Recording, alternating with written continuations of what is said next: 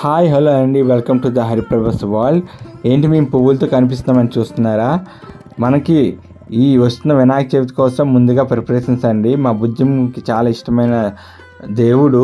So ఇదిగోండి పువ్వులు and పూజ సామాగ్రి కోసం మార్కెట్కి వచ్చాం. మా బుజ్జమ్మ అయితే వాసన చూసి మరి పువ్వుల్ని తెగ, సో వాటితో పాటు తర్వాత పందిరి కూడా వేద్దామని ప్రిపరేషన్కి వచ్చామండి. అందుకని పైపులు కూడా కొనుక్కొని వెళ్తున్నాం, సొంతంగా పందిరి రెడీ చేద్దామని. ఈసారి మాత్రం చాలా స్పెషల్గా ప్లాన్ చేస్తున్నాం. సో కిరాణా సామాన్ కూడా సీస్ ఆఫ్ క్యాంటీన్ నుంచి ఇదిగోండి కొనుక్కొని వెళ్ళిపోతున్నాం. సో పండగ కావాల్సిన అన్ని ఏర్పాట్లు కూడా అయిపోయాయి. ఇంకా ఈరోజు రాత్రికి పందిరిని వేసి రేపు పూజ చేయడమే. ఉదయాన్నే నిద్రలేచి మా బుజ్జమ్మ అయితే ఇదిగోండి వినాయకుడి ఇష్టమైన ఉండ్రాల పాయసం రెడీ చేస్తుంది. అండ్ వినాయకుడు అంటే మా బుజ్జమ్మకి చాలా ఇష్టం. సో చాలా నిష్టగా ప్రతి సంవత్సరం చేస్తుంది. ఈసారి కొత్త విషయం ఏంటంటే మేము మా చేతులతో సొంతగా వినాయకుని తయారు చేయడానికి ట్రై చేసామండి. రూపు అయితే దగ్గర వచ్చింది మంచిగానే చేసి. మేమైతే ఒక ట్రెడిషనల్ డ్రెస్లో రెడీ అయిపోయాం. నాకైతే ఆఫ్టర్నూన్ డ్యూటీ కాబట్టి సో మార్నింగ్ మంచిగా టైం దొరికింది. పూజకు ముందుగా మేమైతే వారణాసి నుంచి తెచ్చిన గంగా జలాన్ని వేసి మొత్తం ఇంటిని శుద్ధి చేసేస్తుంది మా బుజ్జమ్మ. సో పూజకి కావాల్సిన అన్నీ కూడా ఏర్పాట్లు అయిపోయండి. పూజకి దగ్గరగా పెట్టేసాం అన్నీ. సో ఇప్పుడైతే ఇంకా మనం వ్రతాన్ని ప్రారంభించడమే.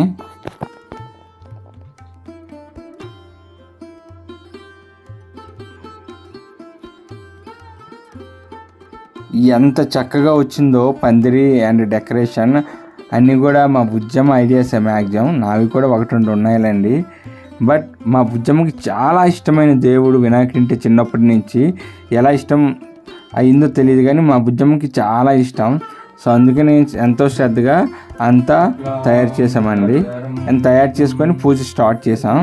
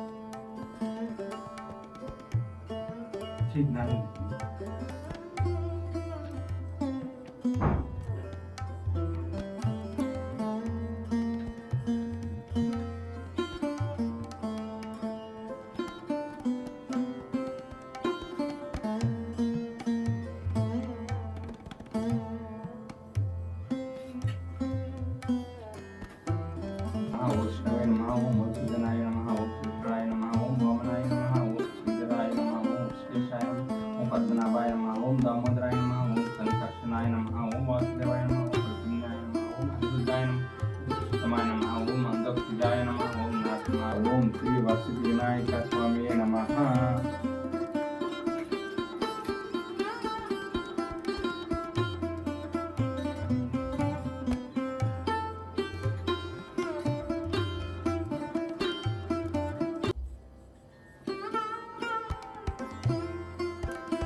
శ్రీ మహాగణాధిపతయే నమః. నారికేల సహిత కదలీ ఫల సహిత గుడోపహారం నివేదయామి అంత అయితే నైవేద్యం స్వామికి చేసి.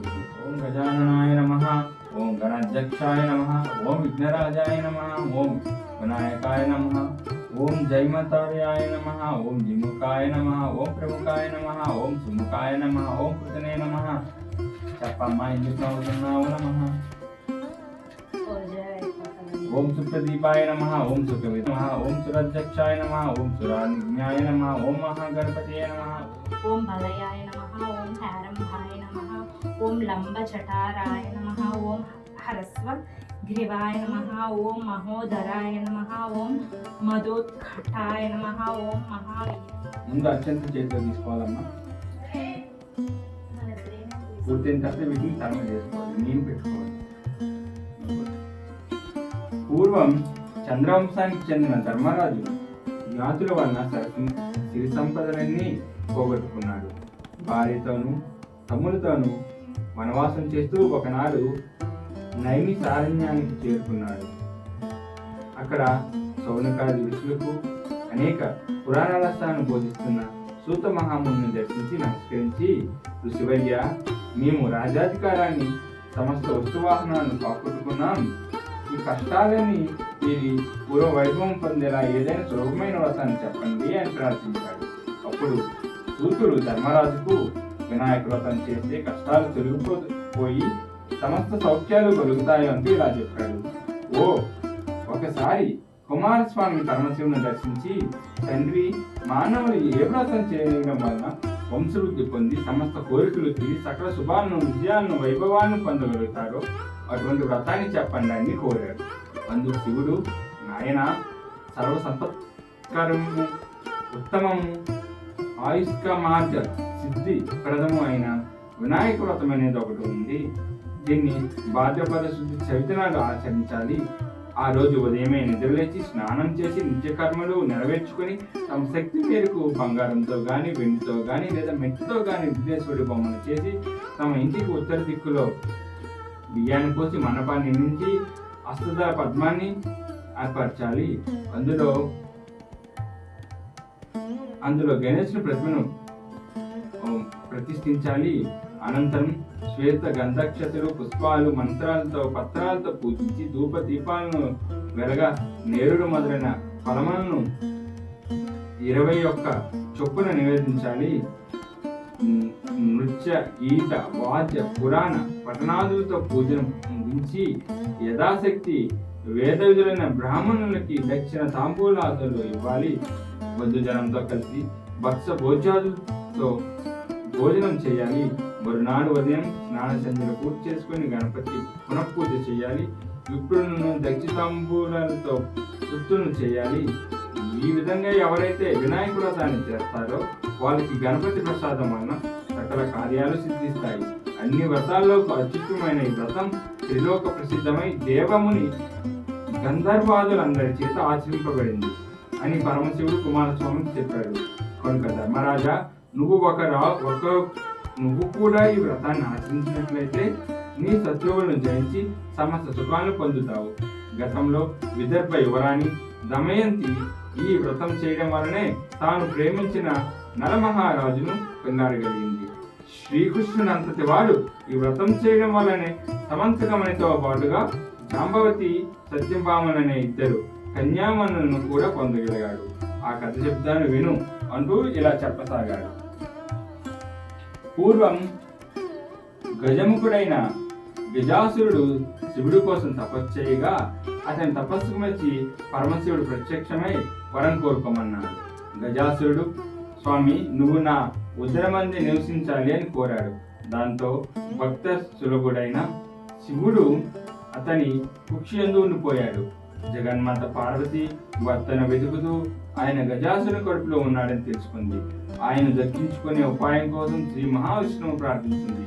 శ్రీహరి బ్రహ్మాది దేవతను పిలిపించి చర్చించాడు. గజాసుర సంహారానికి గంగిరెద్దు మేళమే తగినదని నిర్ణయించాడు. నందీశ్వరుని గంగిరెద్దుగా అలంకరించాడు. బ్రహ్మాది దేవతలందరూ తలకొక వాయిద్యాన్ని ధరించాడు. మహావిష్ణువు చిరుగంటలు, సన్నాయిలు ధరించాడు.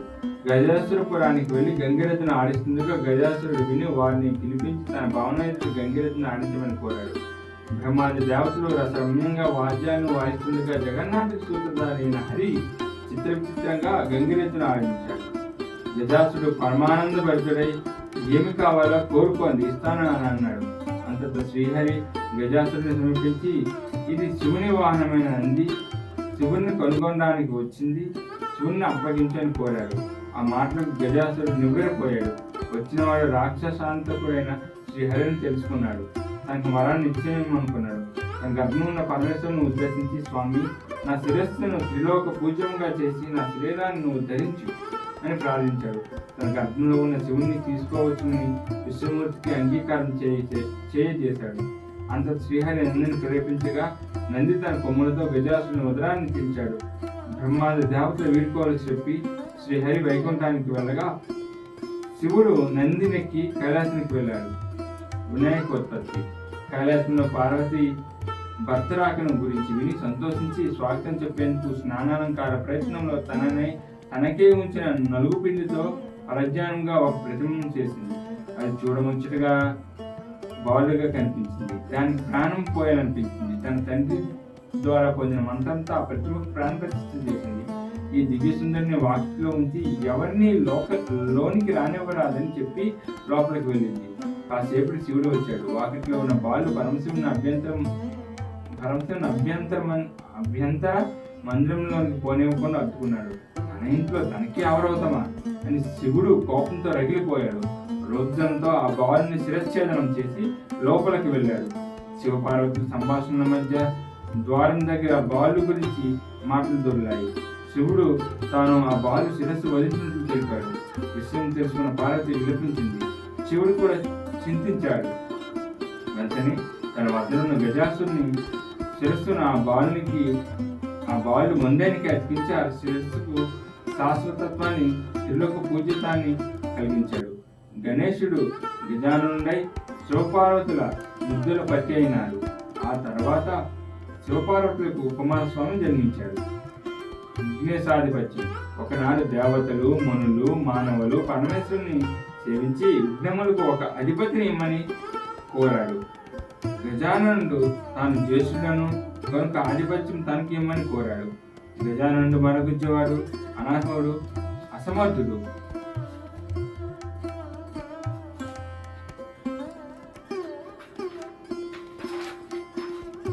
కాబట్టి ఆధిపత్యం తనకి ఇవ్వాలని కుమారస్వామి తండ్రిని వేడుకున్నాడు.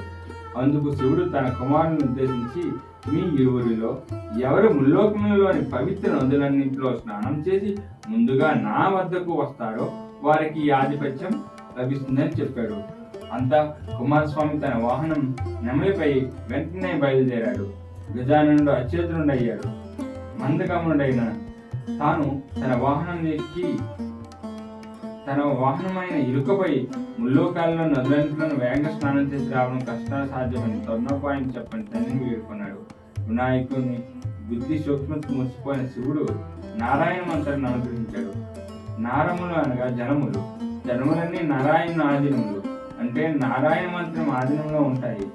వినాయకుడు ఆ మంత్రం చదువుతూ తల్లిదండ్రుల చుట్టూ ప్రదక్షిణ చేయడం ప్రారంభించాడు. ఆ మంత్రం ప్రభావాన ప్రతి తీర్థంలోనూ కుమారస్వామి కన్నా ముందే వినాయకుడు ప్రత్యక్ష కావడం గమనించాడు. ఇలా 3,50,00,000 నదులలో వినాయకుడు ముందుగా స్నానం ఆచరించి కుమారస్వామి ఆశ్చర్యపడి కైలాసానికి వెళ్ళాడు. తండ్రి పక్కన ఉన్న గజాననుని చూసి నమస్కరించి, తండ్రి, అన్నగారి మహిమ తెలియక ఆధిపత్యం అడిగాను, క్షమించండి. ఈ ఆధిపత్యం అన్నగారికి ఇవ్వని ప్రార్థించాడు. చంద్రుని పరిహారం. అంత పరమేశ్వరుడు భాద్రపుత్ర శుద్ధ చవితినాడు గజాననునికి విఘ్నాధిపత్యం ఇచ్చాడు. ఆనాడు సర్వ దేశస్థులు విఘ్నేశ్వరునికి కుడుములు, ఉండ్రాళ్ళు, మొదలైన పిండి వంటలు, టెంకాయలు, తేనె, అరటి పండ్లు, పానకం, వడపప్పు మొదలైనవన్నీ సమర్పించి పూజించగా విఘ్నేశ్వరుడు సంతుష్టుడై కొన్ని భక్షించి, కొన్ని వాహనమునికి ఇచ్చి, కొన్ని చేత ధరించి సూర్యాస్తమయం వేళ కైలాసానికి వెళ్ళాడు. తల్లిదండ్రులు ప్రణామం చేయబోయాడు. ఉదరం భూమి కానినా చేతులు భూమి కానవు, చేతులు భూమి కానినా ఉదరం భూమి కానదు. ఈ విధంగా ఇబ్బంది పడుతుండగా శివుని శిరస్సులో ఉన్న చంద్రుడు వినాయకుడి అవస్థను చూసి నవ్వాడు. రాజదృష్టి సోకిన రాళ్ళు కూడా నుగ్గవుతాయి అన్నట్లు విఘ్నదేవుని ఉదరం పగిలి లోపలున్న కుడుములన్నీ ఆ ప్రదేశంలో పడి వినాయకుని మృతి చెందాడు. అది చూసి పార్వతీదేవి ఆగ్రహంతో చంద్రుని, పాపాత్ముడా, నీ దృష్టి తగిలి నా కుమారుడు మరణించాడు, కాబట్టి నిన్ను చూసిన వారు పాపాత్మలై నీలాపనిందాలను పొందుడుగా శపించింది. ఇప్పుడు ఒక కొబ్బరికాయ కొట్టి నీళ్లు వినాయకుని విగ్రహంపై చల్లాలంట. ఆల్రెడీ చేస్తామా, కొడతామా?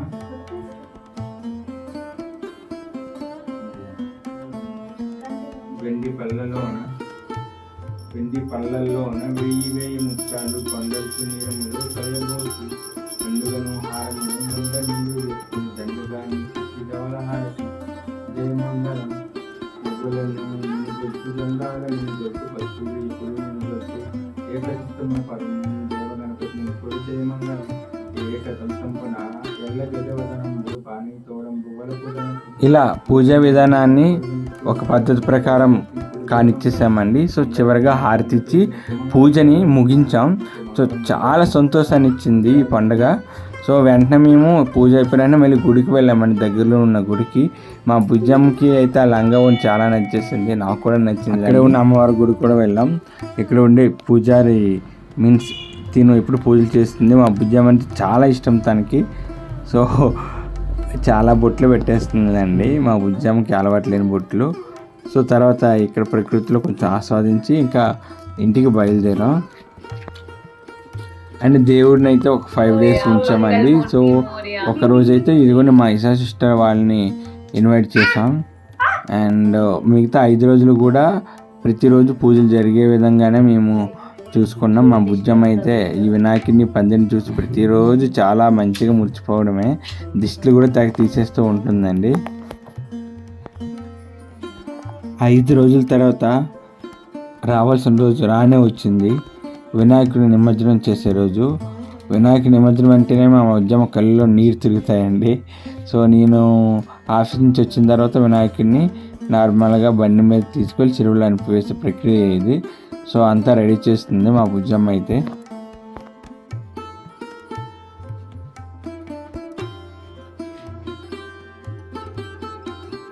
నిమజ్జనం ఈరోజు 5 రోజుల తర్వాత.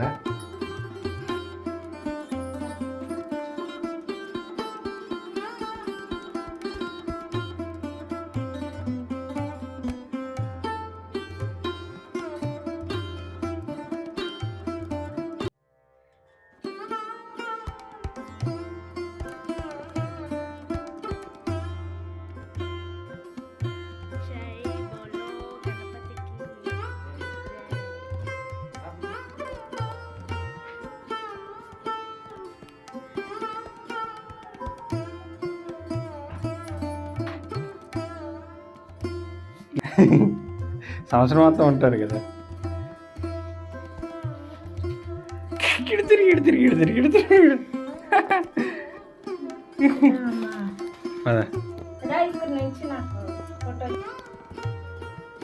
బుజ్జ వినాయక నిమజ్జనం బై ద బొజ్జ వినాయక.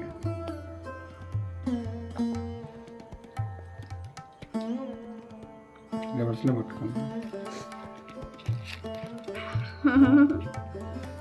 ఏడుస్తుంది.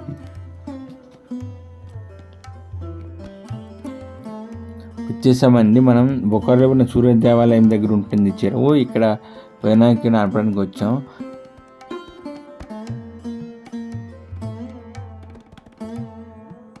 గణపతి బప్పా మోర్యా. దేవుణ్ణి వినాయక నిమజ్జనం కంప్లీట్ చేసుకుని వచ్చిన తర్వాత మా బుజ్జి పరిస్థితి చూడండి, చాలా బాధపడుతుంది. ఇంకా చెప్పాలంటే వెక్కి వెక్కి ఏడుస్తుంది. అండ్ నేను ఓదార్చడం నా వంతు అయింది. అంత ఇష్టం మా బుజ్జమ్మకి గణపతి అంటే. సో అందుకే ఇంకా వేరే గణపతి విగ్రహాన్ని అలానే ఉంచా, పందిని కూడా అలానే ఉంచా, ఇంకా తప్పదు కదండి. సో ఆపుకోలేకపోతుంది మా బుజ్జమ్మ అయితే. సో ఇదండి ఈ సంవత్సరం మా వినాయక చవితి. అండ్ బొకారోలో మేము తిరిగిన పండాల్సిన షార్ట్లో ఉంచాం. ఇదైతే నార్మల్ చిన్న షార్ట్ చేయాలనిపించింది, షార్ట్ చేసి కంప్లీట్ చేసాం. Thank you friends, thank you so much for your support and take care. Bye bye.